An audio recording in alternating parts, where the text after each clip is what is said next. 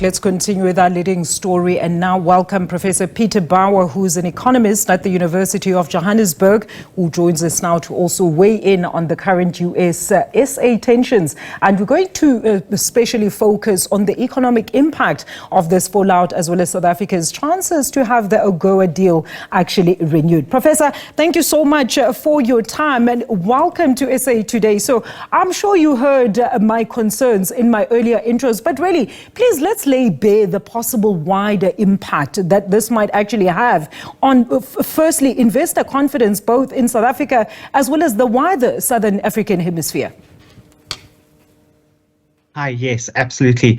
We are very concerned about our relationship with the United States of America.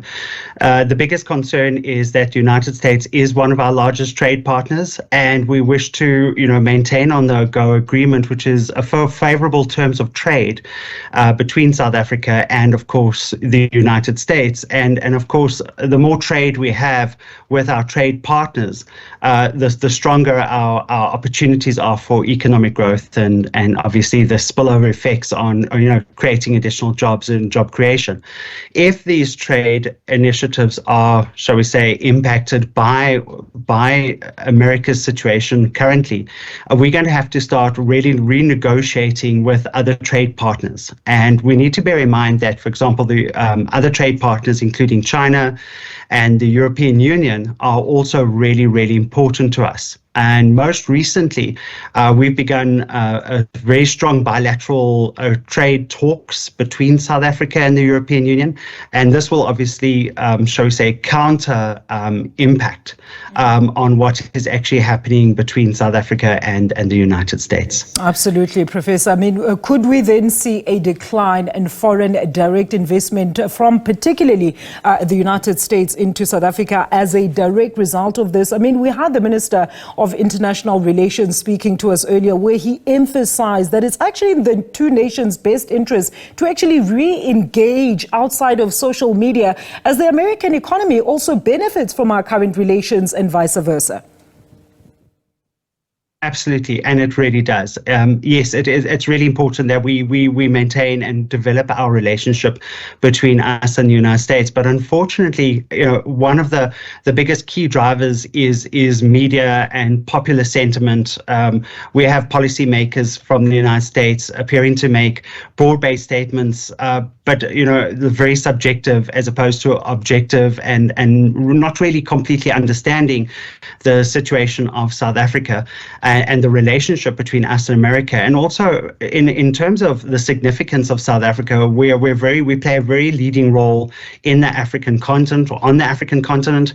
Africa is actually one of our largest trade partners. The continent of Africa is one of our largest trade partners. And if you take a look at the developing relationships and the opportunities for both the United States, if we were to import goods from the USA and then re-export them back into the African continent, that is a very big, important connection. We are associated with BRICS economies: Brazil, Russia, India, China. More recently, other Middle Eastern economies are joining into the BRICS countries, or into this BRICS relationship.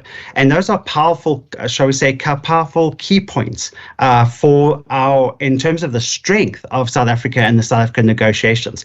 So yes, it would be in America's best interest to continue developing favorable terms of trade with us. But also for us in the moment, I think we are seeing a huge global restructuring taking place.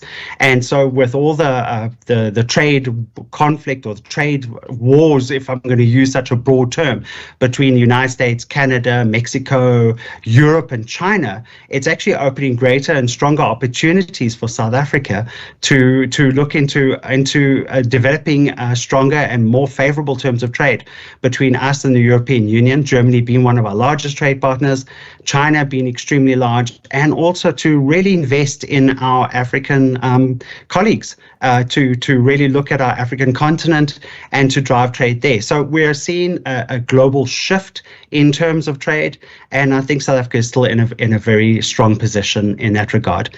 Definitely there. I mean, with the announcement of that possible potential DRC-RSA, of course, relationship that has just been announced there, Professor. I mean, but let's go back to our story. Is there then a risk that South Africa's standing then as an emerging market could then be undermined by these current developments? And in what way, though, Professor, just to paint us a clearer picture? Absolutely. And now we're going to bring back to your earlier point with the business confidence. And that trade relationship between South Africa and America is important. As I mentioned earlier, a large export partner. We do import a large amount of technology and other goods from the United States. And if we lose that relationship, obviously it's going to impact in terms of business confidence, investor confidence, and I think we're going to have to play a very careful role in terms of really strong political relationships, diplomatic relationships with these countries to offset that. We definitely are in a stage with, if you consider our current state of economic growth in the moment and our high levels of unemployment, we're in a bit of a precarious position. Yet we need as much investment as possible to help turn this around, to stimulate our economy. So there are other factors that we can also rely on and build on at the same time. But yes, this relationship between South Africa and America is something that we need to be concerned about. But we also got to really remember we have other alternatives and there are great opportunities for us going forward. And I think also worthy to note there, Professor, because South Africa and the United States currently have that TIFA in place. And the Minister was mentioning earlier on that the expulsion of course, our ambassador in the United States actually puts a hold to a lot of plans moving forward and also creates a lot of uncertainty around how we're actually going to get around this quagmire. But I have to ask, Professor, I mean, the issue with the AGOA has been quite a huge concern when this debacle actually started from, of course, the AfriForum campaign, as it's a perfect example of our long-standing direct trade relations between the two nations. And I've just mentioned the TIFA as well. And I mean, the Minister also mentioned how all plans, like I said, related to the ambassador's offices are actually now officially mute at this point. So where do we go? We have to really work on our relationships with other countries. It's literally a media battle right now. There's a great deal of information and disinformation being spread. If you take a look at the role of shall we say the governance in America right now, including the role of Elon Musk.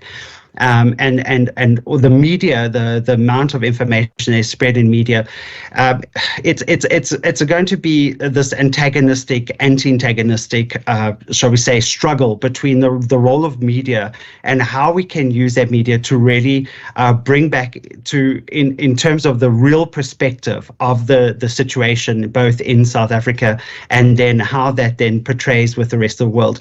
And unfortunately, Musk is contributing quite negatively towards this relationship, and I feel that doesn't bode well for us. I think it's at the real battlefront right now is in terms of real proper responsible media, sharing of proper and reasonable information, and being very objective about the kind of news that we are creating. I think South Africa's position is still very strong. I think we do challenge many of America's political views currently. If you take a look at, let's say, just in terms of the Trump administration and their policies versus South Africa's policies, I think we are definitely far ahead. And I believe that we are, as a growing economy, we have a lot of potential going forward, and I think that makes us a lot more attractive to the other emerging economies, and of course, especially right now, the European Union. I mean, if we just had to speak about, for example, energy politics, we could talk about just the social standings, people's rights. All of these things are very, very strong in South Africa, and they align very well with many of our other international trade partners, and it supports the overarching objective. I think right now the strengthening of the African Union is is really important to us. The role of our president, President Ramaphosa, in the G20, and of course those dialogues that going forward are going to actually considerably be important to us right now in this very challenging time. So I think we have great opportunities. We just need to really work our diplomatic field very carefully. Absolutely, Professor. Thank you so much for that input. That is Professor Peter Baur, an economist at the University of Johannesburg, also just giving us an economic analysis of the latest move by the United States to expel our ambassador.